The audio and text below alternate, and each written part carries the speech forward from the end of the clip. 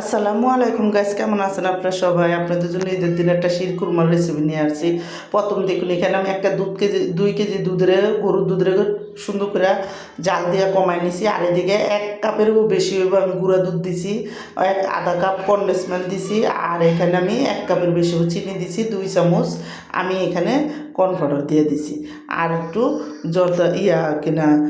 দিয়ে দিছি, দিয়ে সুন্দর মতন দেখুন। এখন আমি এর একটু হালকা করে লাড়া দিয়া ভালো মতন সব দুধটি আর চিনিটি গলা পর্যন্ত সুন্দর করে চুলার আঁচটা কমায়া আমি কিন্তু এখানে জাল দেব।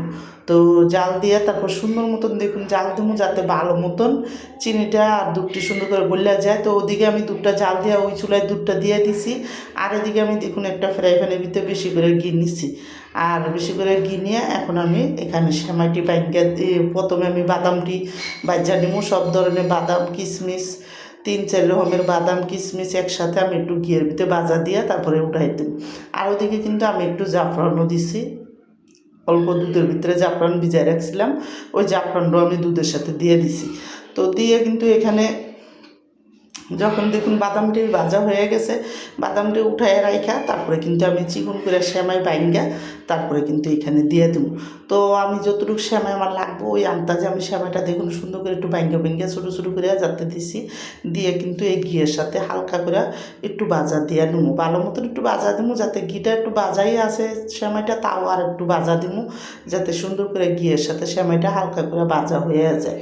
তো আমার এই শির কুরমার রেসিপিটা যাদের পছন্দ তারা লাইক সাবস্ক্রাইব দিন, প্লিজ আমার ভিডিওটা বেশি বেশি শেয়ার করে দিন আর সাবস্ক্রাইব করে দিন। আর এইভাবে ঈদের মধ্যে শির কুরমা রান্না করে খেয়ে দেখেন, অনেকই মজা লাগে কিন্তু। আর শির কুরমার রেসিপিটা কিন্তু ভালো একটা মজার একটা রেসিপি, এটা খাইতে অনেক ভালো লাগে। সবাই একবার হলে বানায় খেয়ে দেখেন, অনেক মজার একটা শির কুরমা। তো দেখুন ঈদের মধ্যে তো কতজনে কত রকমই সেমাই পাকায়, কিন্তু এক সময় একরকম সেমাই পাকাইলে মজাই লাগে। তো দেখুন এদিকে আমি কিন্তু দুধের মধ্যে সেমাইটা দিয়ে দিছি, দিয়ে কিন্তু এখন আমি সুন্দর করে 3-4টা বলক খাওয়া পর্যন্ত আমি সেমাইটা রান্না করবো।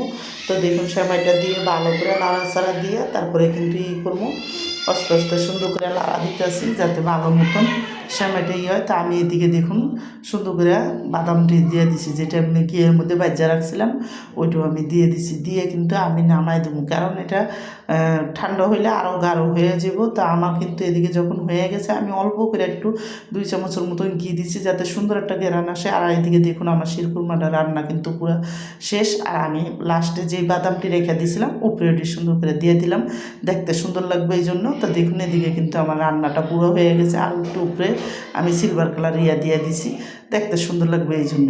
তো দেখুন এদিকে রান্নাটা শেষ, আমি নামাই দিলাম।